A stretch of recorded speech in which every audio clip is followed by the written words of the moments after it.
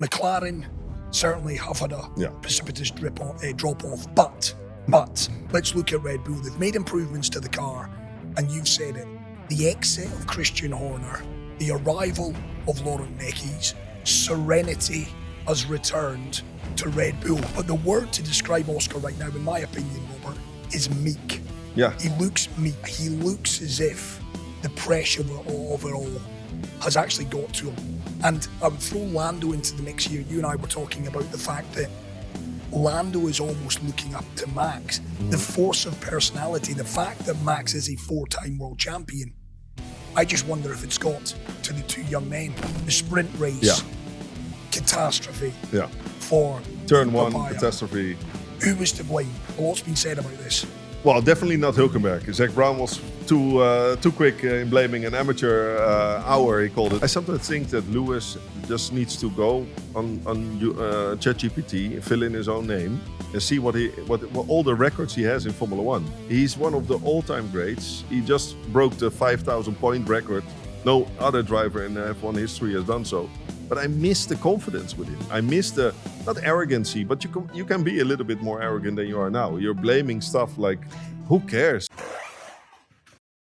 Well, we're back. It is the Pit Talk Podcast powered by Thara. It's the morning after a late night before. We are recording this podcast on the morning after the US Grand Prix. Chris McHardy and the one and only Robert Doornbos back in situ. Robert, good morning. Yeah.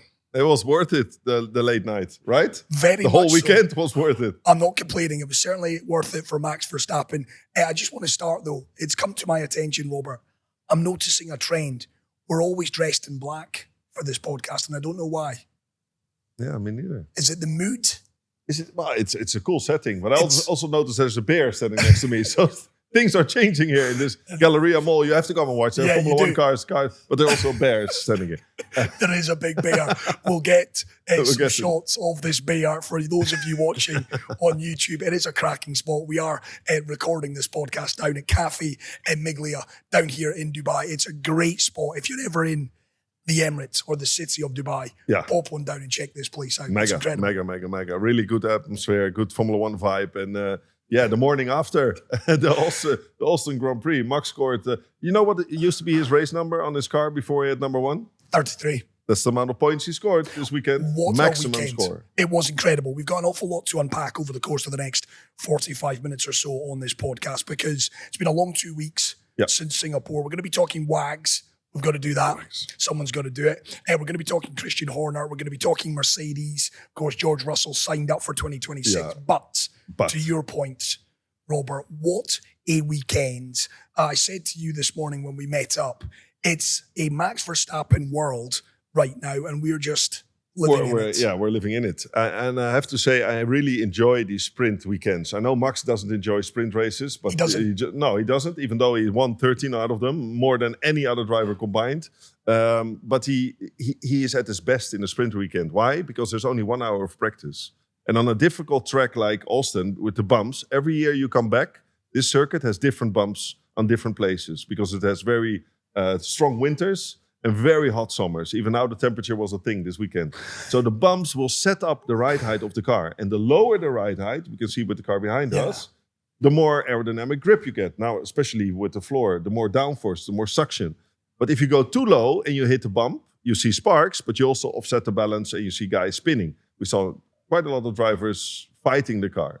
And I think Max proved that he's in the right place with his car, and he only needs a few laps to find the right balance, and showed it and destroyed everybody. It's incredible what he's done over the course of the since summer. In fact, since the summer break, since Stanford. It's an amazing stat. 94 points Max has picked up since the 3-week summer break. Compare that with the McLaren boys. Lando and Oscar have picked up 91 points combined.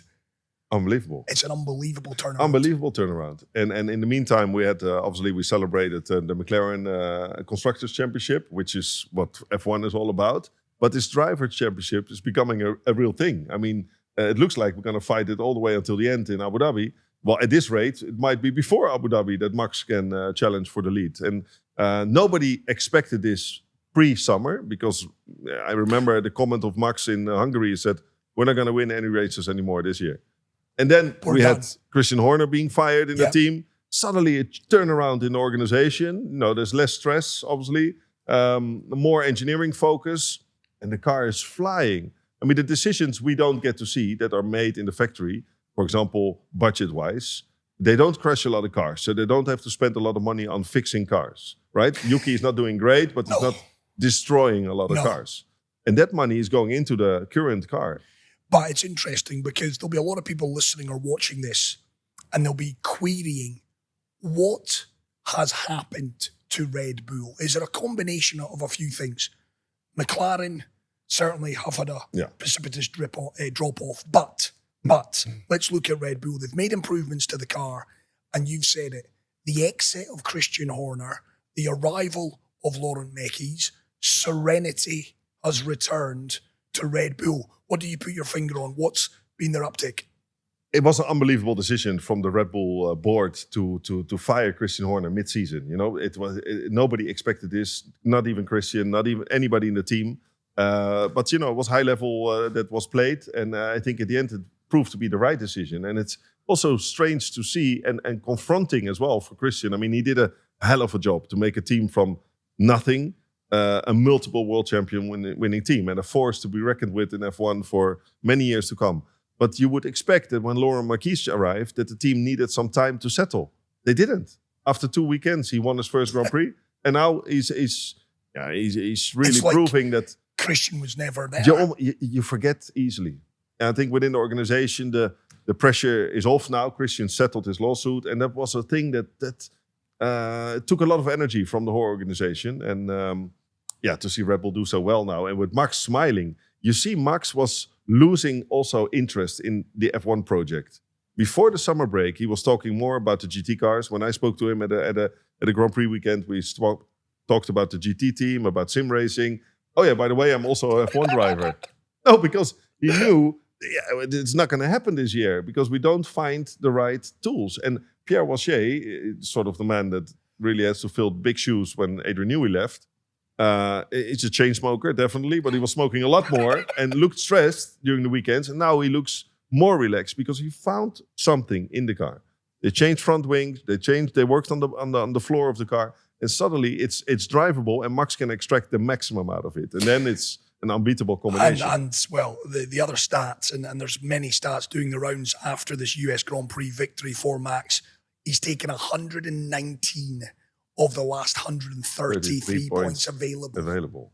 104 points was Oscar's lead. That's the biggest deficit in Formula One history, to make that up. I mean, we're talking about it like he done it already, but he's on the way of and it's a mind game as well. You talk to professional athletes also in different categories, like soccer players or rugby player, any player. And part of it is huge, it's talent, but then the mind also comes in. And I think the mind games that are being played now within McLaren, and there you cannot look in somebody's head, but you can see in their eyes if they're on fire and they're in control, or if they're a little bit lost. And I think with Oscar Piastri, our championship leader, you can see this. He's not on it. I used the word to you, and obviously you and I speak quite a bit during the week about a range of subjects. But I said to you after that, defeat, you ended up finishing 5th. Another disappointing weekend. We not even got to what happened in the sprint. We'll do that in a second. But the word to describe Oscar right now, in my opinion, Robert, is meek. Yeah. He looks meek. You tried to explain it. Yeah, I tried to. I got the dictionary up to find the actual definition, but submissive ultimately. Yeah. He looks to me, listen, we're jumping maybe a little bit to conclusions. He's still championship leader. Of course. But he looks as if the pressure of it all has actually got to him. And I would throw Lando into the mix here. You and I were talking about the fact that Lando is almost looking up to Max. Mm-hmm. The force of personality, the fact that Max is a 4-time world champion. I just wonder if it's got to the two young men in Lando and Oscar. Two things. Max is living rent-free in Lando's head for more than a year now, since the championship fight from last year and until now. And I think with Oscar, he can be fierce. We're all wired differently. And I think the cool atmosphere, the surrounding Oscar made him who he is, and he's a championship leader. But since Baku, the terrible weekend, it just to lose a few tenths here and there, it's easy in F1. And that's what shows also to Oscar now. Half a second in qualifying. He used to be a qualifying animal. Only less than a tenth of pole. So it does something to your mind. And to be at your best, eliminate negative thoughts. So he has to reset himself. He only has a few days now to Mexico. And then you're back at it.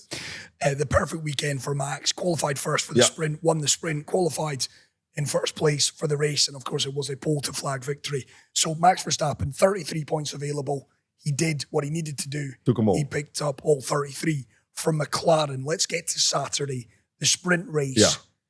Catastrophe. For Turn one, Papaya. catastrophe. Who was to blame? A lot's been said about this. Well, definitely not Hülkenberg. Zach Brown was too quick in blaming an amateur hour. He called it amateur hour racing into turn one. No, Hulk was there. I mean, it's turn one. Everybody fights for their position. Cold tires, sliding around, late braking. It's a crazy corner up the hill into Austin. And what happened is that Oscar and Lando were focusing on each other because Max's getaways this weekend, both launches were one of the best of the whole season. I mean, he intimidates already the driver next to him by placing his car sideways. It's intimidation because you see it from you're like, okay, Max is definitely coming across. It's not like I might come across, I am coming across, and you're not getting by. So I like this attitude. So he's gone. And then the number 2 and 3 was Oscar and Lando looking at each other, basically. So what I noticed is that Oscar was on the outside, obviously, and that Lando braked in very deep. They both missed completely the apex. And then Oscar thought, you know what, I'm going to cut behind him, like you do, textbook maneuver in racing. But there are another 16 cars coming. Exactly. And so I call it a racing incident. I mean, if Oscar would have stayed there on the outside, they would have run wide. It would have looked shabby as well. So this happens. This is racing. I think the team boss can be worried about the mindset for the Grand Prix because then they took it very easily in the Grand Prix in turn one. So it's all between the ears. You have to survive turn one. You've said it. It's all between the ears. A little bit of mind games as well. It was interesting in the lead up to this weekend, and I don't know if you saw the comments from Lando in which he said that he hinted that there would be consequences for what happened in Singapore. True. I took that to mean, and it was all a little bit cloak and dagger, Robert, but I took that to mean that essentially Oscar's got a kind of get out of jail free card in his top pocket. Yeah. Right, Yeah. he's got something to but cash he in. He does. I mean, he gave the position back after the pit stop in Monza. I mean, I feel for Oscar in that way. So the Papaya rules, trying to organize everything, is biting them now in a place where you don't want to get bitten. And it's still a long season. And then we saw in that press conference, Max was asked the question outright: do you feel McLaren are favouring Lando? Yeah. And quick as a beat. Absolutely. Yeah, absolutely. And then he knew that the mics were still turned on as he walked out the press conference. He said that should make some headlines, but he is reveling in this, isn't he? He's reveling in the mind game side of things. Yeah, but he's not the type of driver that really would push the media even further. It's the media asking him, so you get the answer that you're looking for. Exactly. But he's not, and he really doesn't care. I mean, Max really doesn't care. He's laughing about the pit stop situation in Monza. He was laughing on his board radio when he saw on the big screens that they actually gave the position back after a slow pit stop. I mean, that's part of racing. So he's such a pure racing driver. He said, that would never happen in my world, in the Max Verstappen world. It doesn't happen. We all remember the day that Red Bull asked him to give the position back to Perez. It doesn't happen. But you fight for yourself. You're right in all of that. But the force of it's Max Verstappen. We all believe that he is the best driver. 4-time world champion. Correct. Lando and Oscar are both fighting for their first title. It's a difference, right? It's a different pressure. I can only imagine. I compare to my championship fight in IndyCar. It was my first title. I was supposed to fight with Sebastian Bourdais. And every weekend you feel the tension, even though he was a 4-time IndyCar champion already. So it's different. If you have this experience, Max knows how to perform, when to perform, and how to cope with this pressure. And he did it in 2021. He's been over the course before. There. He's been there. You could argue, certainly latterly, his final 2 championships were a little bit more cruising. Dominating.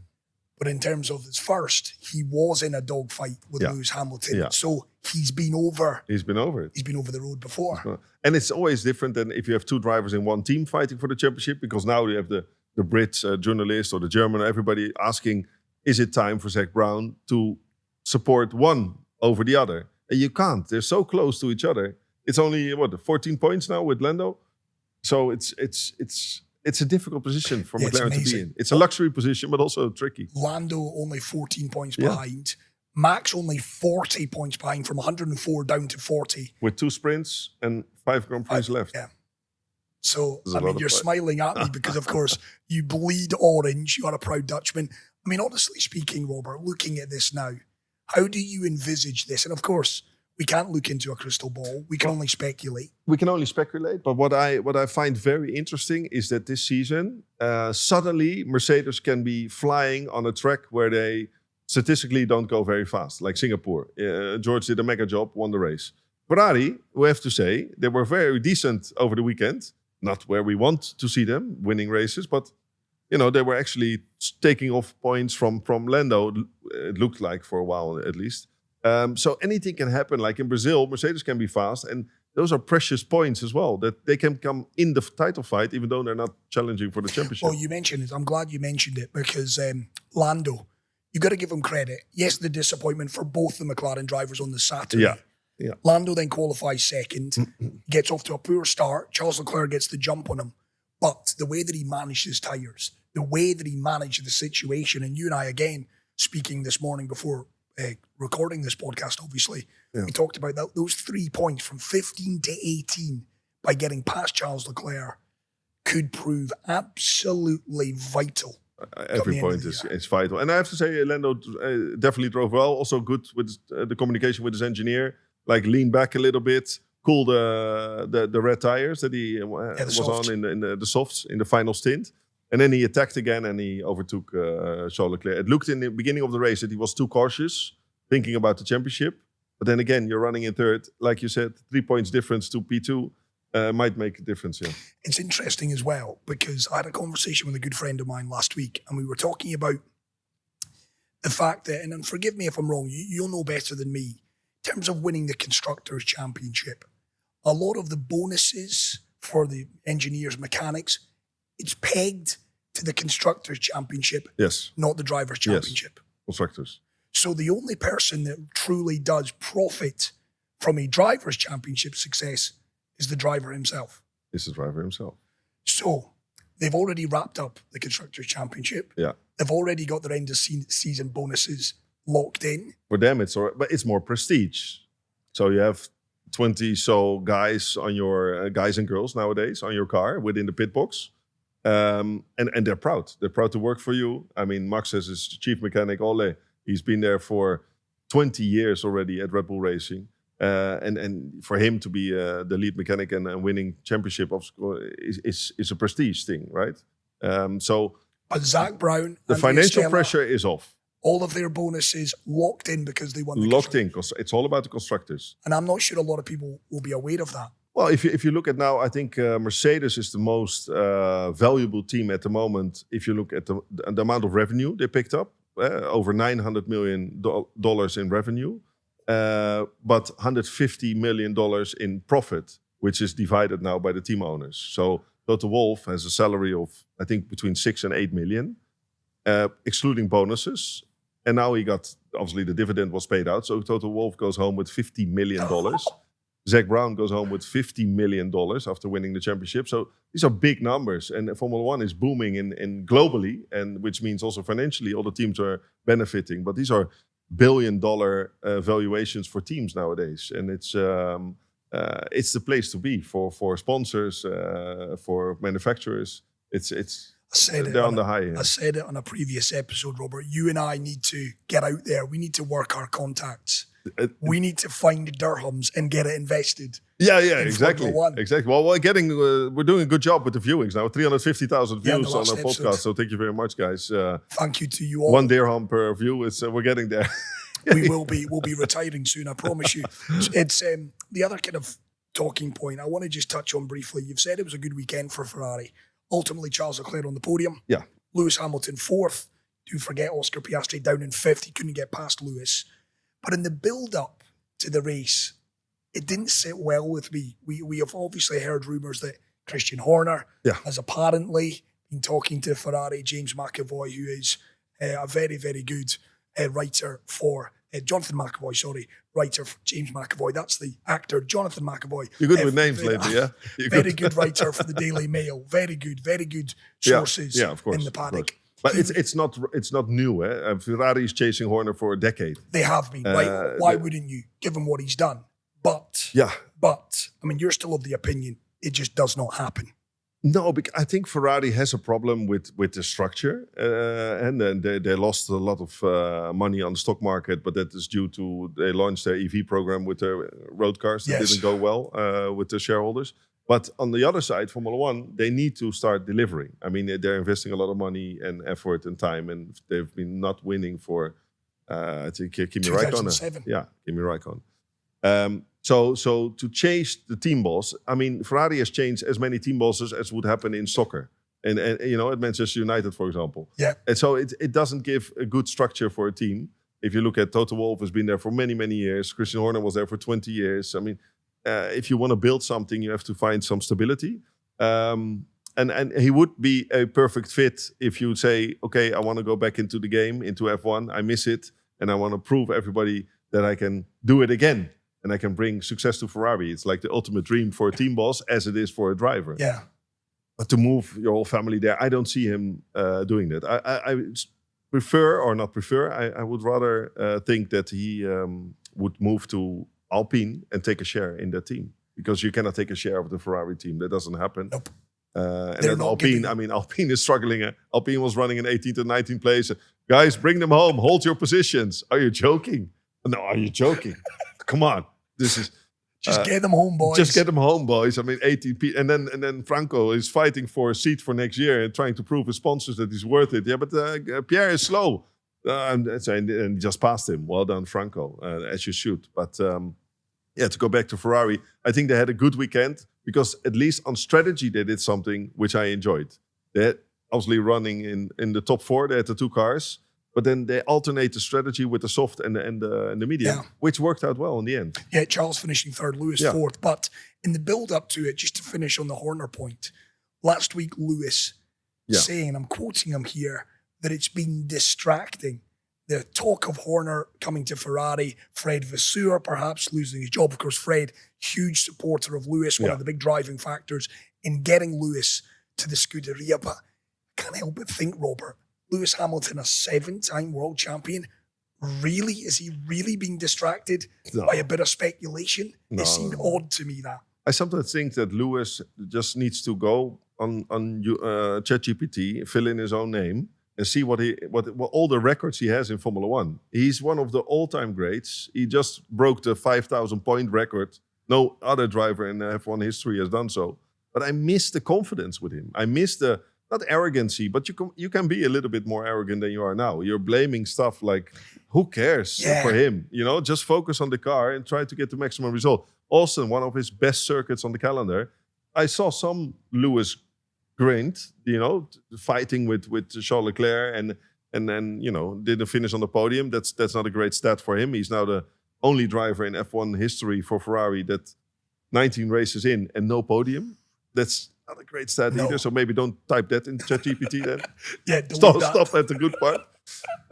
But come on, Lewis. I really hope that he has a great car next year and then he can focus on winning. And that's another intriguing aspect of the last fortnight as well, because there's been a couple of other bits and pieces we've got to touch on this podcast. Number one being, last week, confirmation. I mean, it was a bit of an open secret, Robert, that Kimi Antonelli and George Russell would both stay at Mercedes. Confirmation of that fact. George is locked in for 2026. But there's a bit of a theme emerging for me. An awful lot of the big drivers are only locked in now until the end of 2026. And you and I were making the point that back in your day, you wanted a multi-year contract. You wanted to secure your future. A lot of these big drivers now, with the new regulations coming in place, it's a little bit like, I just want to see that this is the car that protects my chances of becoming ultimately a world champion one day. And don't forget the Max factor, because Max is the Max factor. I mean, every team boss wants him in his car, basically. So I think Toto and George had a long discussion.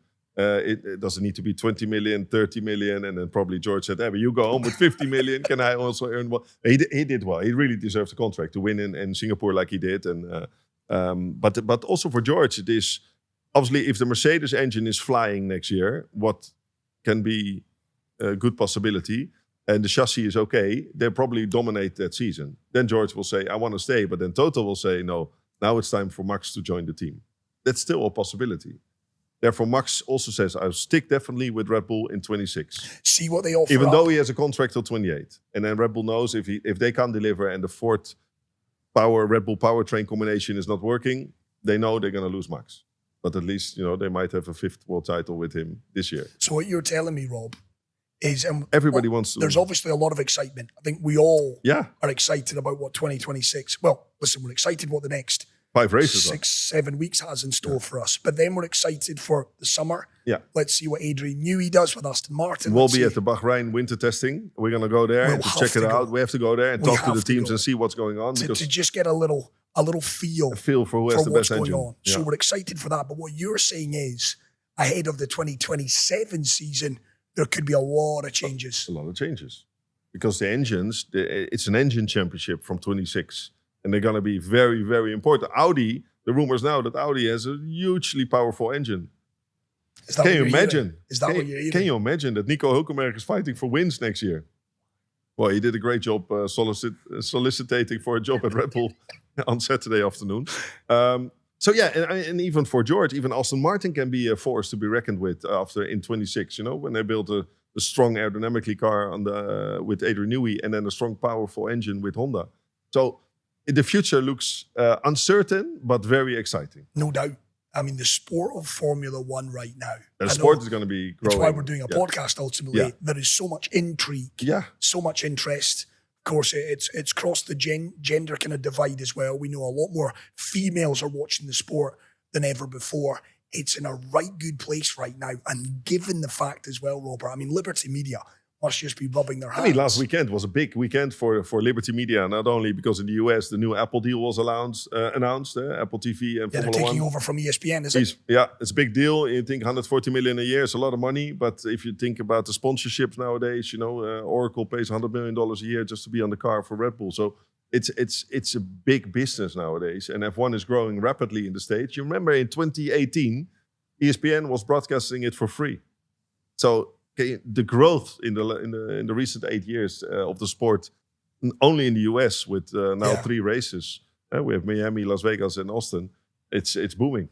And it was another sellout weekend. And a contract extension for Austin GP, I think, till 2030 something.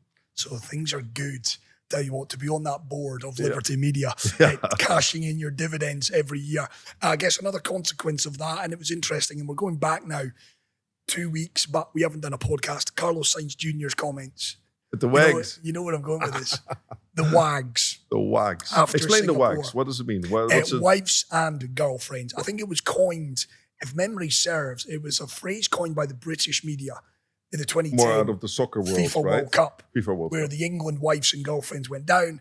WAGs became the kind of the subject, the brand, if you will, the stamp for them. So wives and girlfriends, don't want to be disrespectful to them, of course. And we're now seeing in Formula One, there's a bit of a fascination through Drive to Survive. It's not just about racing, it's about what happens.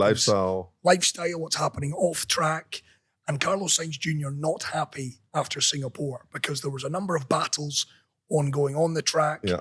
And the director for the TV decided, no. No, Rebecca looks much better than this battle. Let's cut into the garage and look at some of the wives and girlfriends. Yeah. What do you make of it all, Robert? Well, we missed the grid girls already for many years in Formula One. And that was the thing, especially the team I used to race for, Eddie Jordan. He was more famous about the grid girls. I think the Katie, a British girl, she became very famous after that. Katie Price, that's her. So the grid girls are gone, and obviously the WAGs are in walking around in the paddock. And I think through social media now, the sport is growing so much, and everybody wants to see more about the drivers, even though they live a very private life. But with the WAGs, it's interesting to see, and they have dogs walking around in the paddock, and it's Charles with this little sausage. I don't know. Well, that's a strange phrase, but you know what I mean. Sausage on a leash this time, I mean. And so yeah, I understand this comment, because if you miss the action, if it's a boring race, it's never boring F1. But if there's not a lot of action on track, yes, why not show somebody in the pit lane, a famous Rihanna or anybody in the pit lane, or a girlfriend? But what I notice, Chris, is always if somebody's on TV, you see that you're on TV, and they pull this funny face, like I'm on TV, but I don't notice. I'm not going to show. They're not waving. They're not like, hey, mom, I'm here in the pit I'm box. on TV. Yeah, it's part of the show, but not too much. I understand this comment, because essentially Carlos is saying, listen, no problem with it. No, but when there's timing, it's all about timing. Overtaking going on the track, don't be cutting. No. To the garage. So maybe that camera guy is. But to your point, it does show that the interest levels On are all of aspects. these different touch points. Yeah. My wife finds it interesting also to know how these guys and relationships go on, and where do they live, and do they all live in Monaco? Where do they go on holiday? So it's different than with soccer players. They're more open and they share more than the F1 drivers are quite. Do they on their own. socialize? They play padel with each other. I know in Monaco there's like this group with Lando, and that's also the good thing: business and pleasure to separate it. And I think Lando does a great job with that, even though Max is in his head all the time. They do hang out together, obviously, and it's not like you don't see each other. I think Lewis is more on his own, Fernando's more on his own, but these younger generations, Albon, George, Norris, they grew up on the go-kart tracks, sitting in each other's camper, talking racing all day, or playing the PlayStation. So for them, nothing changed. Only they've made shitload more money, and they're fighting for points and wins in F1. Here's a bit of a controversial question for you. Are they lacking personality a little for you? I do miss sometimes the Kimmies of F1. Max is the character. If you put always quotes to the media after each other, it's hard for a journalist to cope with Max sometimes, I think. But then again, he's a real character, and we're all wired differently. Guys like Fernando, if he's on fire, he can have great statements, great board radio. So yeah, there's character, but you miss maybe a Lewis Hamilton showing more of his character on track than off track. Yeah, again, rivalries. Yeah, rivalries. Stoke interest. It was interesting that this past weekend as well, we saw Yannick Sinner beat Carlos Alcaraz over in Saudi Arabia. Yeah. And afterwards, they're swapping Instagram messages. Well done. I hope you next time go skiing. That's Carlos telling Yannick. Yeah, it's funny. I read the same comments. Yeah, and I thought it's a bit too chummy. It's a bit too. Yeah, a bit too much. And then I saw the MotoGP rivalry between Valentino Rossi and Marc Marquez, that they didn't even want to shake hands, and on track they were elbowing each other off the bike. So it's cool. I mean, the last real rivalry in F1 was obviously Max and Lewis in 21. That you really thought like Monza, then were on top of each other. And you're obviously good mates with the Verstappen family. What is the relationship like with Max and Lewis? I think now it's different, because there's a different. They're not fighting, and they're not competing, and they're actually laughing each other. And I think Lewis can only have respect for the amount of success that Max is having at the moment in this era of Formula One. He's won more than half of all the races. I mean, it's crazy if you think about it. But when the rivalry is back up and they've made both the machinery to fight for titles again, it will change, because they're not wired the same. They are different characters. So hopefully next year. Is Lewis a bit of a loner? He's a bit of a loner, I think. I think there's if you see him go around in the paddock on his scooter, he's always rushing off. He's been in the sport for a long, long time as well, and I think he has many more other interests outside of F1. But yeah, Michael Schumacher was also the all-time great, but still had on track all the time for journalists, for everybody, basically. So, I think he's too much of a loner lately. Yeah. Well, listen, let's see what the rest of the season has in store. Yeah. Obviously, all roads lead to Abu Dhabi. Yeah. At this juncture, we say a big thank you again to Ithara. They are proud sponsors of the Pit Talk. Tickets, I believe, certain packages still available. AbuDhabiGP.com. Of course, December 4th through to the 7th down at Yas Marina Circuit. And Saif Al-Nuemi, the CEO of Ithara, those guys and gals down there must be licking their lips at what is transpiring. And we said it when we started the podcast, the Pit Talk, the first episode. We said all roads lead to Abu Dhabi. Of course, every year is the big final. but not a big final for a championship. And now it looks like every 4 or 5 years. Could be 3. Yeah. We could head into that race with with 3 guys. Yeah, can you imagine? Well, we're going to be there, of course. And people can still win tickets.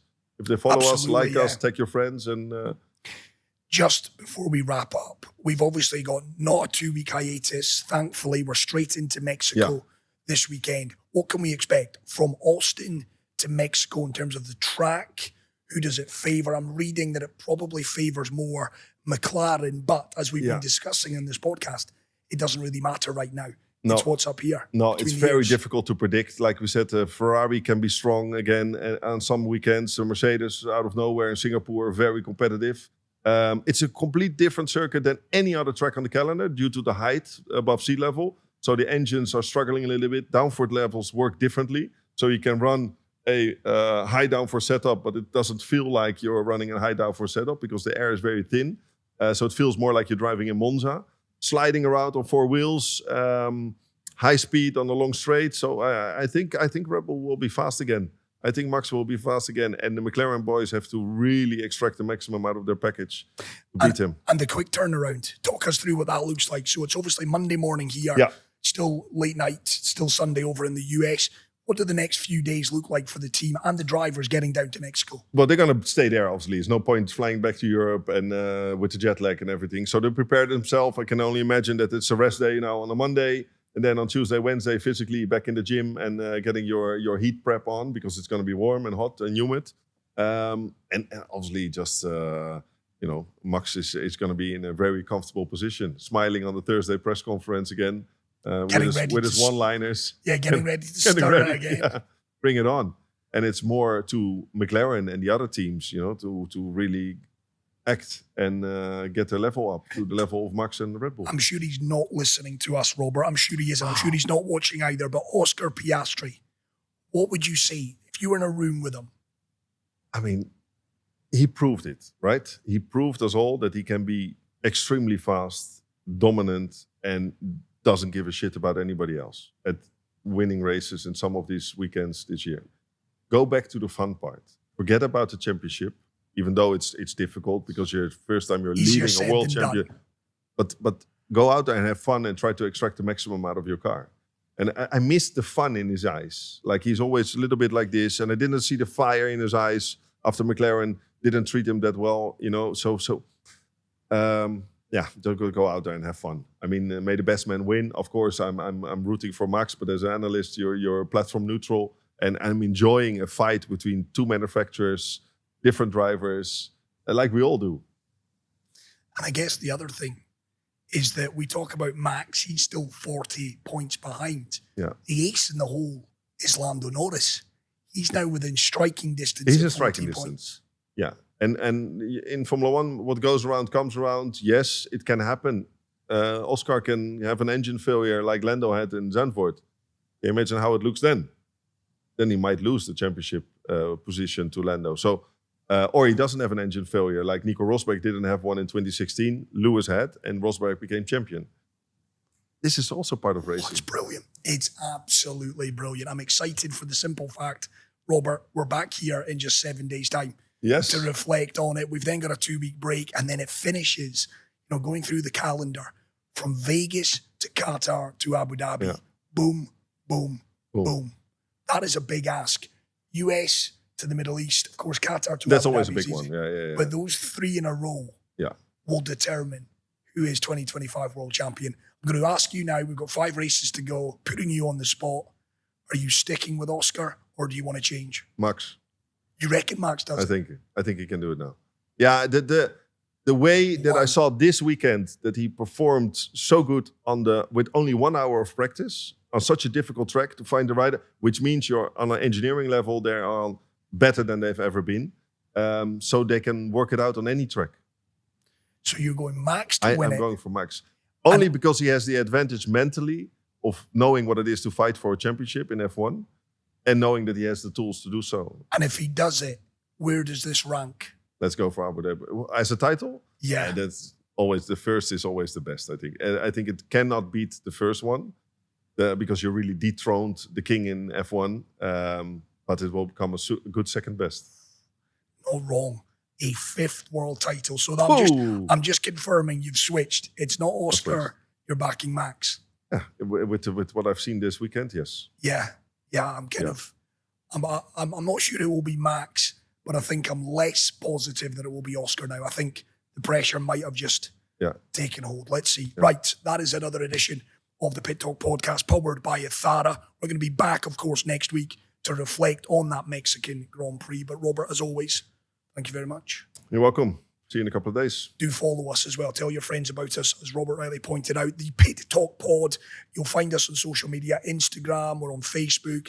You can also get on the YouTube channel. So if you're listening, you might want to watch us and look at us. We are resembling, for you golf fans out there, we're like Gary Player. Yeah. We're dressed in black. And we have a bear in our studio. We're the men in black is what we are. Men in black. Right, back with you next week.